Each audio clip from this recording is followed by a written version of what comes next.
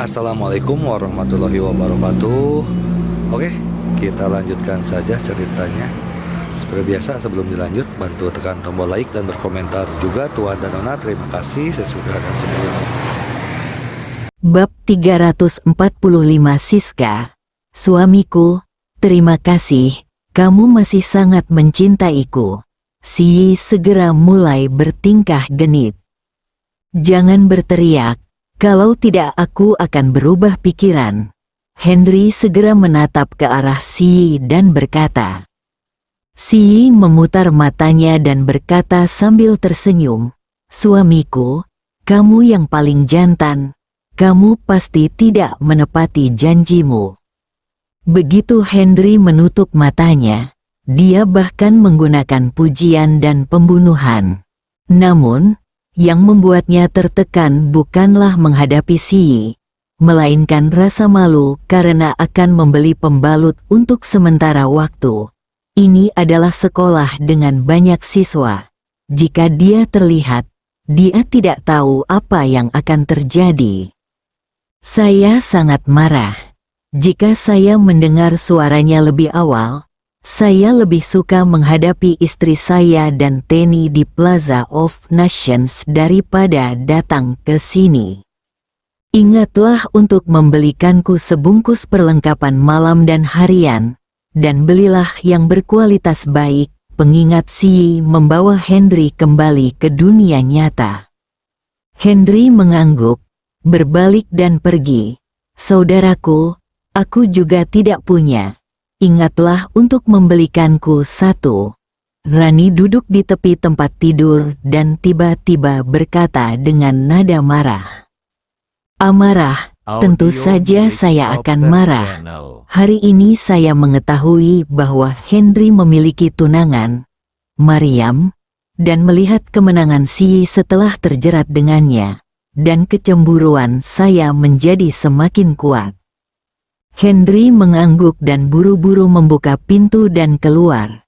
Dia takut kedua wanita itu akan mendapat masalah lagi. Henry pergi, Si dan Rani ada di dalam ruangan. Kedua wanita itu saling memandang, dengan kemarahan yang jelas di mata mereka. Henry datang ke sekitar kota universitas, berjalan berkeliling beberapa kali, dan akhirnya menemukan supermarket yang relatif kecil di sudut. Begitu dia masuk, dia merasa sedikit menyesal. Tanpa diduga, supermarket kecil itu dipenuhi orang, hampir semuanya laki-laki, antriannya panjang. Setiap orang hanya punya satu barang di tangannya. Dia mendarat di meja kasir dengan ekspresi kepuasan di wajahnya. Henry mengikuti pandangan semua orang dan terkejut. Berdiri di depan meja kasir adalah seorang wanita yang berpakaian sangat sederhana, mengenakan kemeja putih pudar di bagian atas dan celana jeans biru muda di bagian bawah. Rambutnya diikat santai, dengan sedikit rambut acak-acakan nakal di wajahnya. Wanita itu memiliki alis yang sangat tipis dan melengkung, kulit cerah, dan bibir tipis sehalus kelopak mawar. Pakaiannya yang sederhana, gerakannya yang lembut, dan setiap senyumannya menunjukkan kecantikan seorang wanita. Di antara wanita yang dia kenal, Rani mungkin satu-satunya yang bisa dibandingkan dengan kesederhanaannya. Namun, Rani tidak memiliki kecerdasan wanita ini dan memiliki sedikit keraguan. Dan dia selalu tersenyum penuh senyuman. Rasa percaya diri perlahan mengalir di sekujur tubuhnya. Saat melewati antrian, saya sudah mengetahui bahwa nama gadis ini adalah Siska, bahwa dia adalah mahasiswa senior di Universitas Pengobatan Tradisional Jawa Bandung, dan dia juga merupakan primadona sekolah di Universitas Pengobatan Tradisional Jawa Bandung. Banyak orang datang ke sini untuk berbelanja. Daripada berbelanja, ini lebih tentang melihat sekilas masa muda dan memenangkan pertemuan dan percakapan dengan Siska. Untuk pertama kalinya, Henry tidak menertawakan semua orang. Setelah bertemu wanita seperti Mariam dan Leni, dia tahu betul betapa sombongnya wanita cantik. Saya khawatir itu tidak palsu sama sekali. Dengan analogi, Siska di matanya, bagaimana dengan pria lain? Meskipun Henry tidak tahu mengapa Siska ingin bekerja di sini, dia tahu dari pakaiannya bahwa wanita ini tidak kaya. Tapi gadis ini tidak hanya memiliki penampilan yang cantik, tapi juga hati yang bangga. Jadi dia lebih memilih melakukan pekerjaan seperti ini daripada menjadi sugar daddy. Ini 30 yuan per kotak, suara manis dan sopan Siska terdengar dari samping. 30 yuan, suara aneh seorang pria terdengar. Ya, Siska jelas marah, tapi dia tetap mempertahankan senyum damai di wajahnya. "Kenapa mahal sekali?" tanya pria itu berpura-pura penasaran. "Itu dari merek terkenal, jadi mahal. Sepertinya kamu mengetahuinya dengan baik." Begitu pria itu berbicara, wajah Siska menjadi gelap dan matanya penuh amarah. "Kalau begitu aku ingin bertanya, ukuranku relatif besar. Apakah cocok dengan ukuranku?" Pria itu mengambil kotak itu, menatap dirinya sendiri, dan bertanya dengan senyuman di wajahnya. Siska langsung mengernyit, tapi dia segera tersenyum dan berkata, "Jika normal, tidak apa-apa." "Bagaimana jika punyaku tidak normal?" Pria itu memegang kotak itu di tangannya, mencondongkan tubuh ke depan, dan bertanya dengan momentum yang luar biasa. Wajah Siska langsung memerah karena marah dan alisnya berkerut. "Bagaimana kalau kamu mencobanya untukku? Jika cocok dan sesuai dengan ukuranku, aku akan membelinya."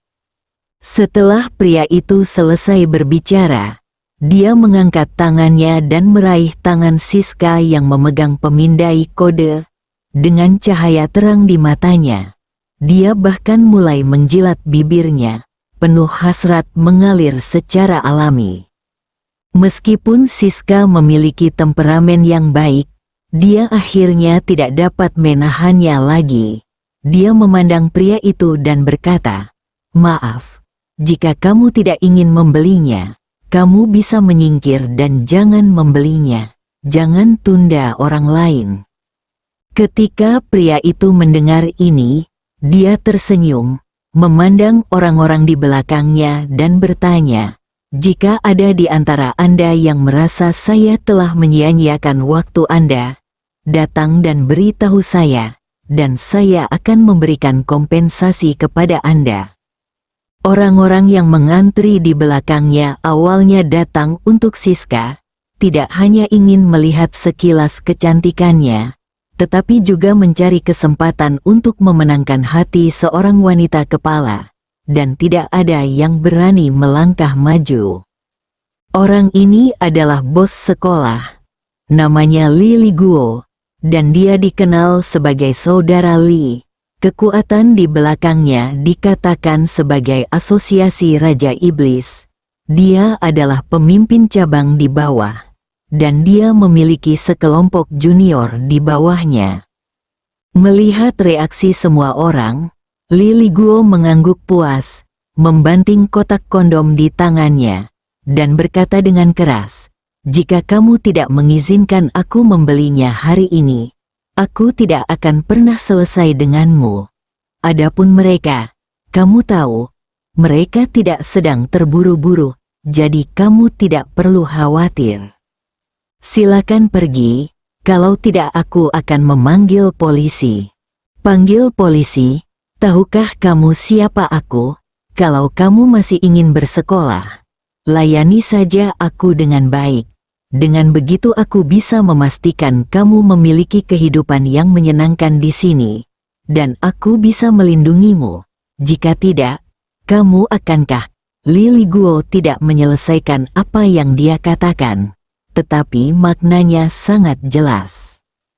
Siska merasakan sakit di hatinya, memikirkan mata serakah yang biasanya dilihat pria itu, dan kata-kata manis pria itu ketika mereka mengejarnya di depannya. Dia tiba-tiba mengerti mengapa semua orang lebih suka percaya bahwa ada hantu di dalam hatinya, dunia dibandingkan laki-laki.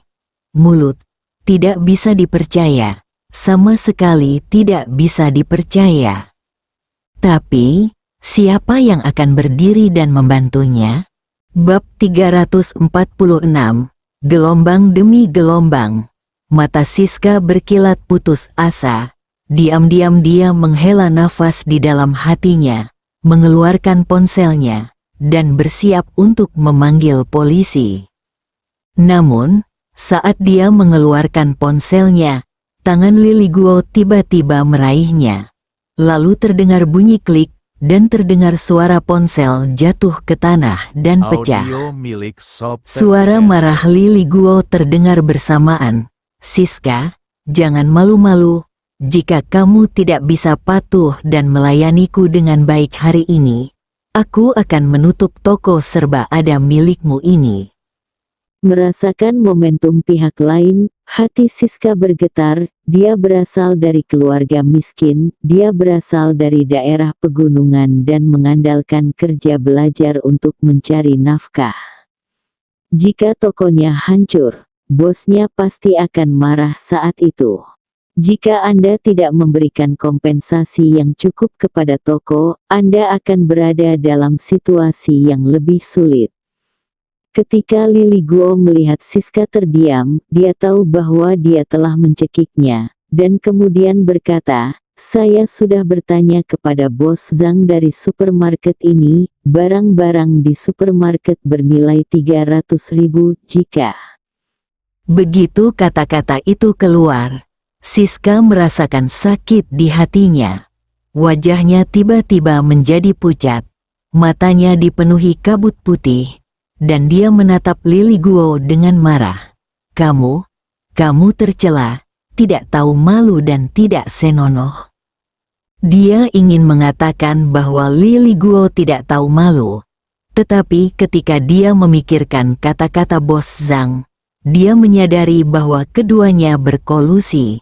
Memikirkan mata Bos Zhang yang biasanya sipit, dia merasakan sakit di hatinya. Berarti, Lily Guo sepertinya telah mendengar lelucon terbesar di dunia, dan tiba-tiba tertawa.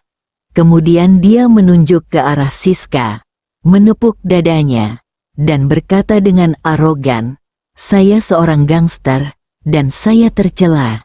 Bagaimana kalau kamu menggigit saya? Jika kamu tidak ingin berhutang banyak, dengarkan saja aku dan aku akan memberitahumu apa itu wanita sejati." Setelah mengatakan itu, mata Lily Guo penuh nafsu, dan tangan jahatnya bergerak ke arah Siska. Dia percaya bahwa di bawah ancaman seperti itu, tidak peduli betapa keras kepala dan mulianya Siska, dia harus menerima kenyataan dan harus menjadi wanita di tempat tidurnya. Dia bahkan bereaksi dengan kegembiraan ketika dia memikirkan wanita cantik yang begitu lembut dan gembira di bawahnya. Siska buru-buru menyembunyikan tubuhnya dan melihat para pelamar yang mengantri dengan ekspresi memohon, berharap semua orang bisa membantu. Merasakan tatapan Siska, orang-orang itu tidak bisa menahan diri untuk tidak menundukkan kepala. Mereka benar-benar tidak mampu menyinggung Lily Guo, dan mereka tidak berani menyinggung perasaannya. Jika mereka benar-benar melapor, mereka mungkin menghilang dari sekolah atau bahkan kota Bandung hari ini, jadi mereka memilih untuk mengabaikannya. Tuan Jujun, ini wanita ini, bagaimana menurut Anda? Tepat ketika Siska merasa putus asa, sebuah suara tiba-tiba datang dari luar. Saya melihat seorang pria dengan tinggi sekitar 1,7 meter, mengenakan celana panjang, kemeja putih, dasi biru, dan membawa tas kerja masuk. Orang di sebelahnya yang berbicara adalah seorang pria jangkung, kuat dengan potongan cepak dan berpenampilan garang. Matanya. Pria yang masuk bernama Ling Hujun. Dia terlihat sedikit pucat dan terlihat terlalu berlebihan dalam berhubungan seks. Hal yang paling istimewa tentang dia adalah dia memiliki kuncir kuda di bagian belakang kepalanya, yang membuatnya terlihat lebih artistik. Jujun berjalan ke arah Siska dan meliriknya dari kiri ke kanan hampir 72 kali. Kejutan di wajahnya menjadi semakin intens. Saat dia melihatnya, dia terus mengangguk dan memuji, "Cantik, begitu indah. Keindahan seperti ini hanya ada di surga dan jarang terlihat di dunia." Setelah Jujun selesai berbicara, dia mengambil 2 langkah ke depan lagi dan berkata, "Nak, berhentilah melakukan ini dan ikuti aku menjadi bintang film. Dengan penampilanmu dan kekuatan film dan televisi bintang merah kami pasti akan membuatmu cepat bangkit, dan terlebih lagi saya dapat mengejutkan seluruh industri hiburan, dan saya yakin bahwa saya akan menjadikan Anda bintang film tercantik dalam sejarah dan menjadikan Anda dewi yang menarik ribuan perhatian." Setelah mendengar ini, wajah Siska menjadi semakin jelek dan dingin. Dia menatap Jujun dengan dingin, lalu mengabaikannya dan bersiap untuk menutup pintu dan pergi. Lily Guo di sebelahnya menjadi marah saat melihat Jujun datang.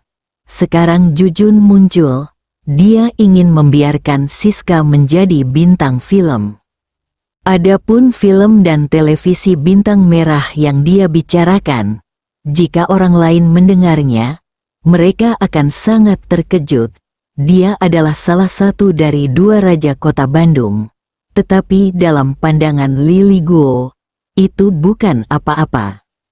"Sial, apakah kamu buta atau bodoh? Tidakkah kamu melihat bahwa dia sudah menjadi wanita pilihanku?" Lily Guo menunjuk ke arah mereka berdua dan berkata.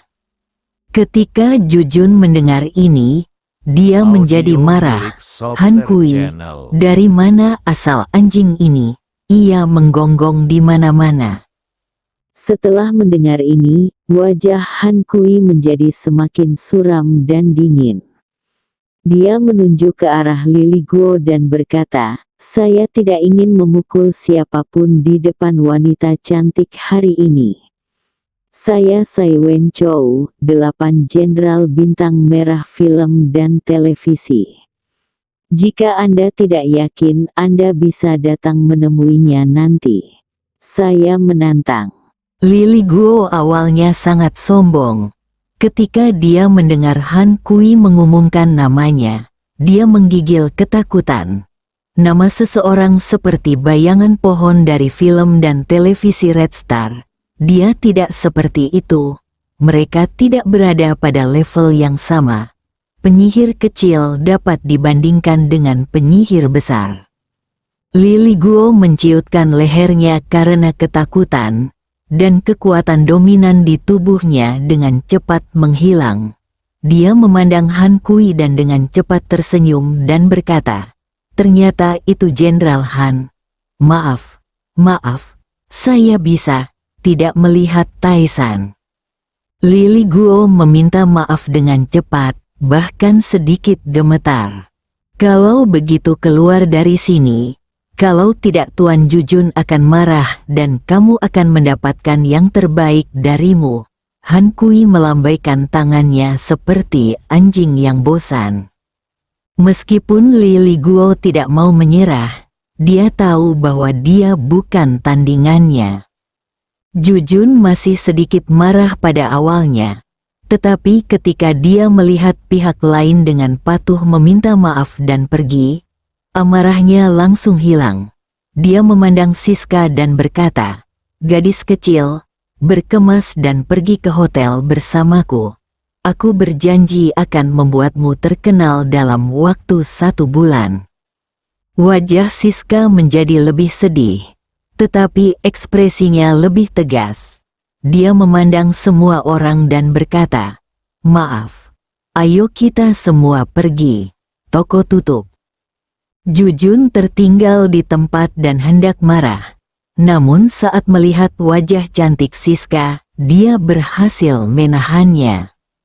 Dia mengeluarkan kartu nama, menyerahkannya kepada Siska dan berkata, "Cantik, saya Jujun, pencari bakat profesional di bawah Red Star Film dan Televisi. Saya bertanggung jawab untuk menemukan calon bintang film dan televisi di sektor swasta. Anda adalah yang terbaik yang pernah saya lihat. Tanda tangani kontrak dengan saya. Baiklah. Saya akan menjadi agen Anda dan saya jamin penghasilan Anda akan puluhan ribu. Tidak, langsung ratusan ribu. Bagaimana?" Setelah Jujun selesai berbicara, senyum bangga muncul di wajahnya. Berapa banyak gadis seperti ini yang terkejut dan kagum dengan apa yang dia katakan, dan akhirnya menjadi mainan selangkangan mereka sendiri. "Maaf. Saya tidak ingin menjadi bintang film." Siska langsung menolak. "Kamu?" Jujun merasakan wajahnya memanas, dan kemudian amarahnya langsung melonjak. "Semuanya, cepat pergi. Aku akan menutup pintunya." Siska berkata kepada semua orang. Semua orang menyaksikan kegembiraan itu dan tidak berniat untuk pergi. "Apakah kalian semua tuli? Keluar dari sini!" Han Kui tiba-tiba berteriak, membuat semua orang gemetar dan buru-buru meletakkan barang-barangnya dan melarikan diri. Hanya Henry yang berdiri di sana, acuh tak acuh, bersambung.